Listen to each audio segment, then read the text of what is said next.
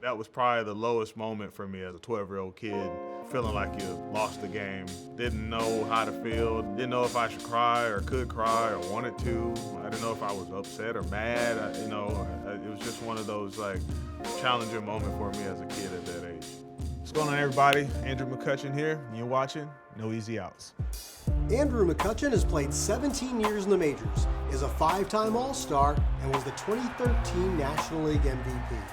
But even Major League stars have struggles and failures as far back as Little League. Here's Andrew's story. I grew up in Fort Meade, Florida. Small town, one working stoplight, one little grocery store that nobody went to, really. A lot of cow pastures and phosphate mines, orange groves, you name it. Everybody knew everybody. It was a place that you could easily get yourself into trouble, but everyone was gonna know whatever you did. So it was gonna get back to your parents somehow. What's one of your favorite childhood memories? I just remember my dad coming from work. A lot of times he'll have all his work clothes on. We'd ride down in his truck, get the rocks off the railroad tracks. Not supposed to do that, I ended up learning that. We would get that, he had this little tin pan. We'd get smooth rocks, put them all in the pail, and then we'd go to the local lake that we had. It's actually a really nice lake. It's 2 lakes, and then in the middle of it, it's a walkway. We get down to the bottom of the water, and we just throw rocks into the water. And then my dad was showing me how to skip them, and I would just do my best to try to do the same things. And we do that a lot all the time, as many times as I can remember. No matter what it was that we talked about, he always wanted me to be the best at it. If it was schoolwork, it was being the best at it, getting straight A's. And if it was sports, it was being the best at it. The way we could be the best at it is by working at it. Is it true the first home run you ever hit broke a windshield? Yeah, it did. I believe I was 10 years old. I don't know what league that was at the time, but they were pitching. Yeah, he threw me a ball, and I hit the daylights out of it.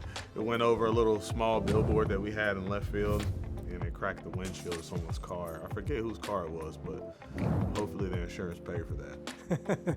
You had a moment in your Little League career, not a winning moment, but a losing moment, that really affected your outlook on the game. What do you remember about it? I was 12 years old. We're at the final game to win the championship. So the bases, I believe, were loaded, 2 outs. My stuff was pretty unhittable. Kids weren't hitting my stuff, but I had walked a couple guys, so I couldn't find the zone. Was really struggling to figure out why I couldn't throw strikes. And I think probably the pressure of the moment, understanding that we needed the one more out. And I remember this kid coming in, his name was Alonzo. He was left-handed, and I just couldn't throw strikes. I remember it being ball 1, ball 2. I never forget, they were saying, just lob it up there. He's not gonna swing. And I never forget lobbing the ball up there, and he swung. And he hit it, and it buzzed right by me. It went to the outfield, and they ended up winning the game on it. Yeah, that was probably the lowest moment for me as a 12-year-old kid, feeling like you lost the game. Didn't know how to feel, didn't really know my emotions. I didn't know if I should cry or could cry or wanted to. I didn't know if I was upset or mad. It was just one of those challenging moments for me as a kid at that age. That was a really humbling moment for you, wasn't it? There was no competition for me. It was fairly easy. I was pretty much the best in my area. Hit the ball the furthest, threw the ball the hardest, was the fastest. Getting to that moment and losing the game that way, that was something that I had to learn for myself. Everything's not always gonna go your way just because you plan on it going a certain way in your mind. That's the game of baseball, and you're a success at 3 out of 10, right? They always say that. 3 out of 10 at bats. If you're doing that, you're a Hall of Famer. When you're young, that seems crazy. I hit 700 in high school, so hitting 300 was a failure to me. I was very naive to the fact of thinking that I was gonna hit 700 when I got drafted. I literally took that into being drafted. I never forget, a guy named Woody Heike came to me, he goes, that 700 stuff, that's not gonna happen here. Now 300, that's good. At 18, I looked in his face and I laughed at him because I was so naive. I succeeded so much. I had no idea what 300 was. I thought 700, 500 maybe. It was a big learning curve for me to understand that this game is a lot harder than I think. My first year in pro ball, I think I hit close to 300. I don't think I hit 300. Maybe I think I was 296 or 297. And the realization of that, that's when it hit. Like, man, he said 300, and here I am, like right around it. So it was definitely a challenge, learning curve, but you have to learn how to deal with it. It may not just be a numbers thing.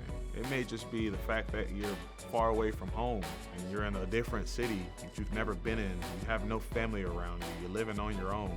You only have your teammates. And that's a struggle in itself. You're having to learn how to cope with that on top of a game that is very demanding and there's no day offs. Barely are there. So there's a lot of things that you experience and deal with, and that's honestly the development of the minor leagues, and that's what it's there for. So it took me some time. So it took me more than just my parents. Sometimes it took friends. Sometimes it took coaches. A lot of people were there to assist me in the moments that I did struggle, but it's something that I had to learn to deal with myself as well. So from everything you've learned, what advice would you give young players on dealing with failure?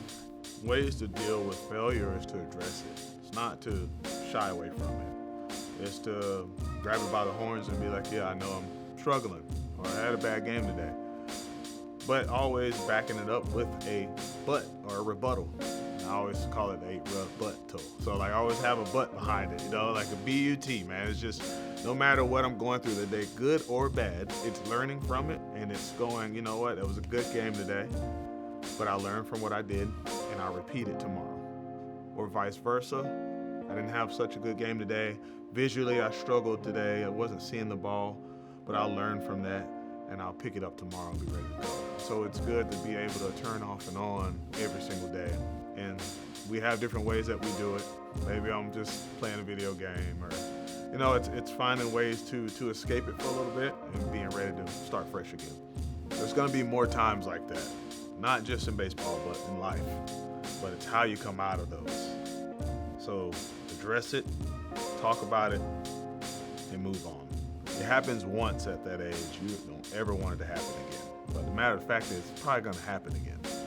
So it's addressing it, and it's knowing that you're gonna prepare in any way that you can. So if it does happen again, you can say, look, I gave it everything I had. I just didn't have it that day. Or it worked in that other guy's favor that day. It was his time. And then moving past it.